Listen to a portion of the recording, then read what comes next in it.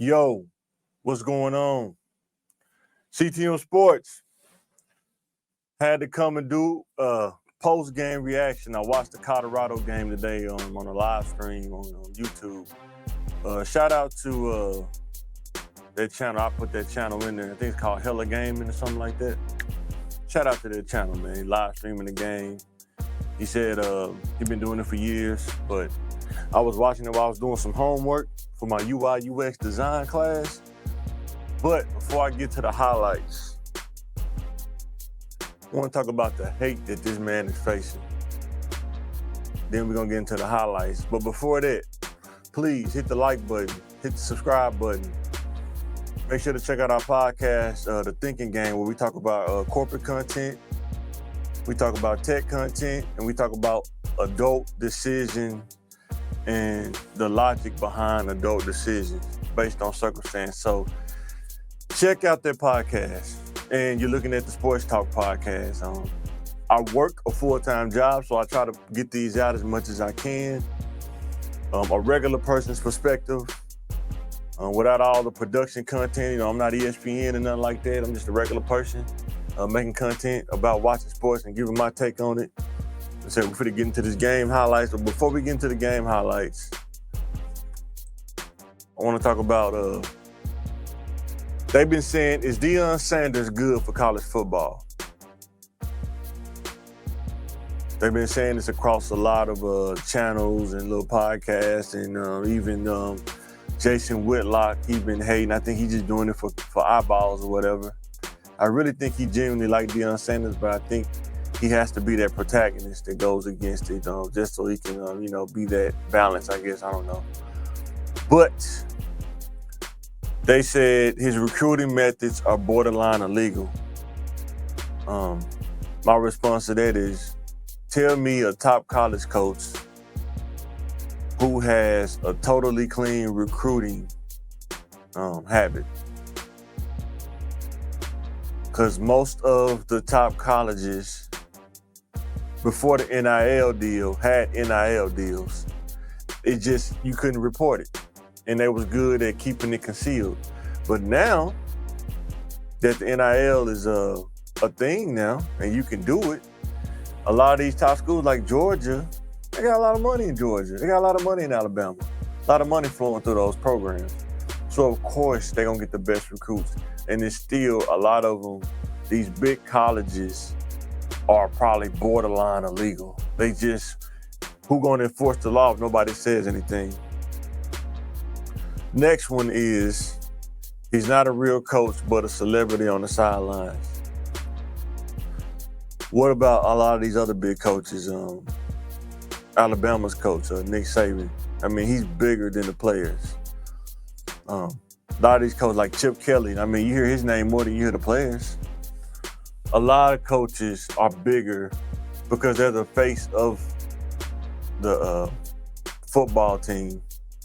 Now, coincidentally, he's the best football player probably to put on cleats as far as the cornerback position goes, and he built up that. But as far as him, not being a real coach, I think he is, and I think he understands from being a player, having that perspective on what can make him a better coach. He has a great coaching staff. Shout out to Deion Sanders Jr. for the social media, where you can get an inside look at the staff and how they go about coaching the kids, and how they go about motivating and getting their point across. But man, they're gonna find all kind of ways to hate. Another one is, haters are saying that he is egotistical and self-promoting. This is a lot of what Jason Whitlock was hitting on. Here's the thing about this, right? There are levels of success. There's levels to it. And most of the time, in order to get to the higher levels of success, you have to have a level of confidence, and you have to be able to market yourself. That goes for top level, middle level, even for us regular people. A lot of jobs that you get, the interview is to see, what kind of person are they dealing with. And most jobs, there used to be a time where that A-type personality was probably the top sought after, but now it seems like the personality, self-marketing, self-promotion, that is starting to be in the forefront, because people with personality is what draws people, is what keep things going. That A-type personality, sometimes it has this stigma to it, like they micromanagey, they real nitpicky, they naggy. But when you look at a lot of heads of companies and stuff like that, you're starting to see the personality that's self-promoting, that can really light up a room. Those people are starting to get ahead now, if you really pay attention to the landscape. Then my last thought, move on, is do people understand what it takes to be on this level? There are many ways to succeed on that college level from what I see as a regular person, but he's doing it his way. Catchphrases, wearing the chains and stuff like that. He's letting you know that you can be yourself and be a coach. Every coach just don't wear the team polo shirt and khakis, you know what I'm saying? Everybody's different, but he's doing it his way. He has boosted their program. Most of the time you think about Colorado, you may think about basketball, you never really think about football, but he's changed that. And I'm rolling with Coach Prime, win, lose, or draw. That's who I'm rolling with, Coach Prime. I've been watching him since I was a kid. To see him go to this level and succeed at the black college level, then go to Colorado, man, salute to Deion. Man, it's awesome. So, the game today, Colorado versus Nebraska. They beat Nebraska 36-14. It was a tough start for them, as we're gonna see. I'll pull the highlights up. Tough start for them, but they had to adjust to the battle in the trenches. Because if you really recognize in the trenches is where the game is won. Nebraska got some good offensive linemen and some good defensive linemen, some big guys. And they had to make some adjustments. I think Colorado had them on the skill players. They probably had a little bit more on a skill level, but with receivers and speed guys. Because in college, a lot of plays are those screen plays. A lot of plays are those like throw the ball to the guy and let him make a play. It's not like the NFL where you got a lot of deep balls and stuff like that and slant routes. It is that, but not a lot of that. It's like putting the ball in the player's hands and making things happen. I think in this game, you have to limit. They had a lot of unsportsmanlike conduct penalties. Those are emotional penalties. When you're doing good, you kind of get caught up in the heat of the game. But they got to limit those when you play against those big teams, because those penalties can be the difference between winning and losing sometimes. And I'm sure a lot of guys gonna be running gashes and have them doing drills, but you got to limit those emotional penalties. And my last one is Nebraska was not ready for the prime effect that comes with playing under the spotlight. When you play against a team like Colorado, and now they starting to get that national attention, Nebraska, it seems like to me they're kind of in a thing where they're still trying to build their identity.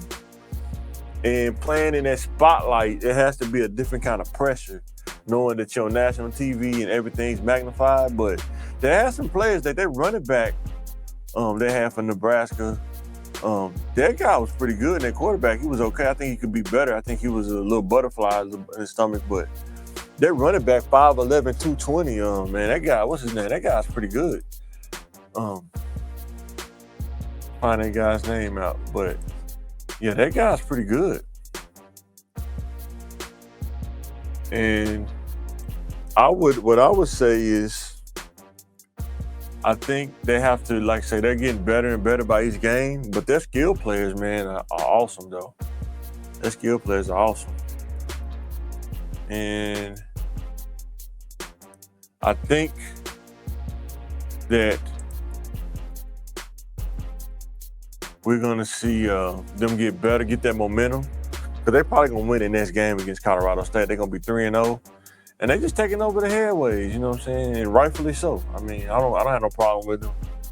I think that, people are gonna be hating and stuff, but at the end of the day, can't really hate on them, man. I'm trying to find this stats real quick for this guy. Hold on, let me go back.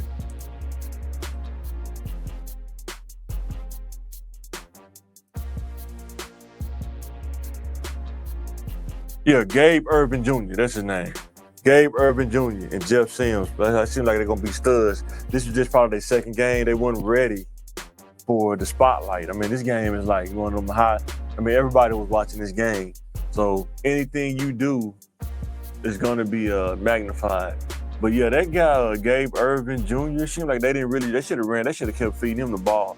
That guy was like, I think 5'11", 220, something like that. I mean, that guy dude was a stud, man. I mean, I don't know why they wasn't giving him the ball.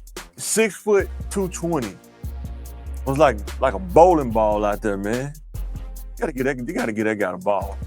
But we're not talking about them. We talking about the Buffs. So,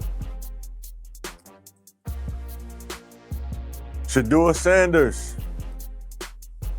31 for 42, 393 yards, and a rushing TD, and 2 passing TDs.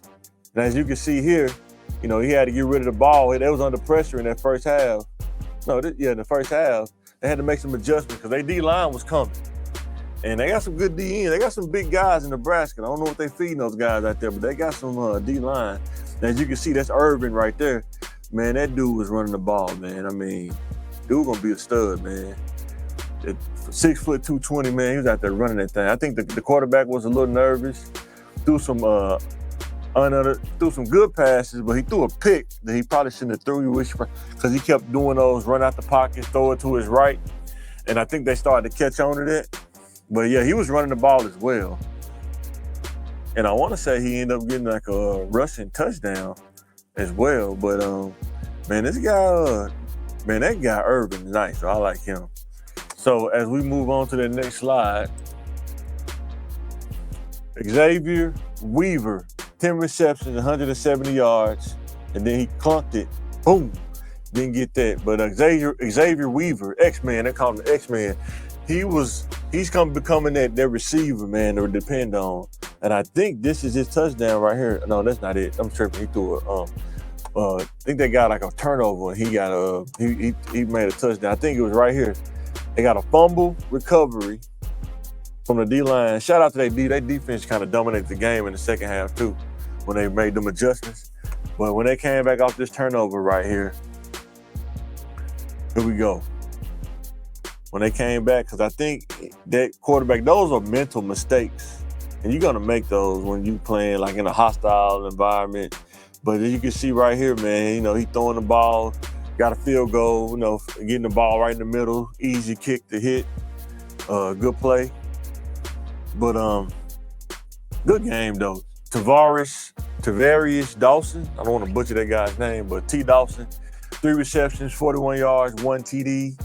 Travis Hunter, 3 receptions, 73 yards, also had some key blocks. Didn't get to a touchdown. That's a good pick right there, as you see. And man, they just pretty much dominated on defense, man. I mean, their defense, I think what happened is their offense just didn't get into a good rhythm, Nebraska, and it made their defense tired. So it made their offense really get that momentum. And as you can see, he got that pick because he rolled out, tried to throw it through. You cannot throw through a person. They always tell you that in football, you can't throw through a corner. He can't throw it that fast. I mean, you got to almost have like a zip line throw to make that kind of throw. Throwing an out route on a corner that's underneath, that's a hard throw to make. And then after that turnover, boom, right there. I think he just threw that to, is that Dawson? Yep, that was Dawson's touchdown right there. Ran like an end, like a little post, little corner route. Boom, caught him slipping. As you can see here, that quarterback from Nebraska, I think it was Lewis. Man, that defense started catching on to get some good things to go. But I'm telling you from experience, man, boy, that defense, they started out strong for Nebraska, but they got tired toward the end. The turnovers kind of cost them Nebraska a lot. And see, when you have speed guys, you see they run those screens a lot in the college. It's all about skill and speed. The more skill and speed you can get and accumulate, the better off and more weapons you'll have. Because I think, in my opinion, when he start getting more speed and skill guys that come there, and he can sub guys out, and you can run a set of skilled guys on first down, and then have another set of skilled guys come in on that second down, you're not going to be able to hold them. And look at that pass right there. Is that Horn Jr.? Dude is starting to become a really good asset to those guys too, man. They got a really good receiving core. I kind of like them so far. I want to see what they do against like USC when they play against a really big school. But I'm rolling with Prime either way. But I really want to see these games kind of help them prepare for that. But I really want to help them see what they're gonna do when they play against a bigger school. So, but yeah, this game was nice. I watched it all the way through while I was doing my homework, and they see here, this is a quarterback. Ran that thing, quarterback draw. And that probably was like the only touchdown they scored to like the end of the game. I think he almost got injured. He hurt his ankle and they taped him back up. I think that was in the second half, then he came back in, but yeah, he gonna be. I think he's gonna be pretty good this year. I think he's just this game. He wasn't ready for the spotlight, being in this kind of game. Shedeur did great. He actually ate a lot of sacks instead of throwing interceptions. He ate a lot of sacks. Good for having that poise in the pocket. Boom. I think once he learned how to throw that ball and lead the receiver, that would have been a touchdown. But he's still learning, so I give him some credit on that. He still made the throw. A lot of NFL quarterbacks have missed that throw. Good throw on their little route and catching in traffic. Hankerson, he's been pretty good for them too as well. And as you can see here, we zipped that thing in there, bloop. Running back kept running that route. He thought it was, I think it was a linebacker, thought he was gonna block, but he ended up, kept running his route. And then he just threaded a needle between three defenders almost, but you have to, it's really hard to throw that kind of pass in the end zone when you're in a 10-yard line in the red zone. That's a hard pass to make, but he did. You see here that they got to end up getting another turnover. The D-line started to catch on in that third half. They really tightened it up. And next thing you know, it's all for the speed guys. You know, when you get up 20, get up 2 touchdowns, they're going to pin their ears back and start rushing the quarterback. And the more you can get your offense on the field, the more you have a chance to score. And boom, as you see right here, there we go. Now to get the momentum. This is a hard play to throw, guys.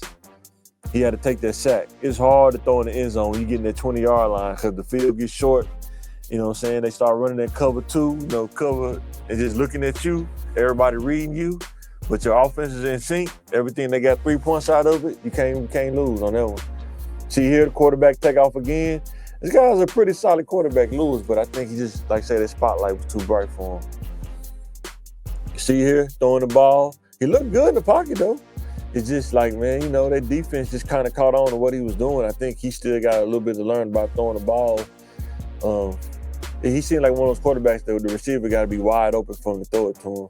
A lot of quarterbacks can't throw it like in traffic or back shoulder fades and stuff like that. So, but yeah, when I go and look at these games, man, these guys gonna be pretty decent, man. I'm telling you, man. I'm looking at like they may lose 1 or 2 games, I think, this year. That's what I'm gonna say. I'm gonna just say about 2 games. And I think they're gonna have a good season, man. I think Shedeur is in the running for the Heisman. I wish Travis Hunter would have got a touchdown, but it'll come. I think they probably was keying on him a lot. They didn't want him to really show out. But his time is coming. I'm telling you, he gonna blow up. But yeah, this guy here, number 5. I think that was it was Dawson or Horn, one of them. And this is another speed guy right here. Man, that guy's pretty good, man. And that's Dawson. Yeah, that was Dawson Jr. I think the other guy was Horn, but man, Horn and Dawson, those guys are really getting it done, man, on that edge, man. They got that edge kind of speed. And I'm telling you, man, they're about 2 or 3 skilled players away, man, from being like a powerhouse, man. It's all about skill. Check it out with Shedeur. Boom. Man, this video game kind of stuff. And I think they hated on him, man. They didn't want to give him the catch. They could have gave Dawson that catch, man. They didn't want to give him the catch. No, that's Hankerson. They didn't want to give him that catch, man. But man, they could have gave him that catch, man. But still good throw, good play. And I think he got a unsportsmanlike conduct because he took his helmet off too early.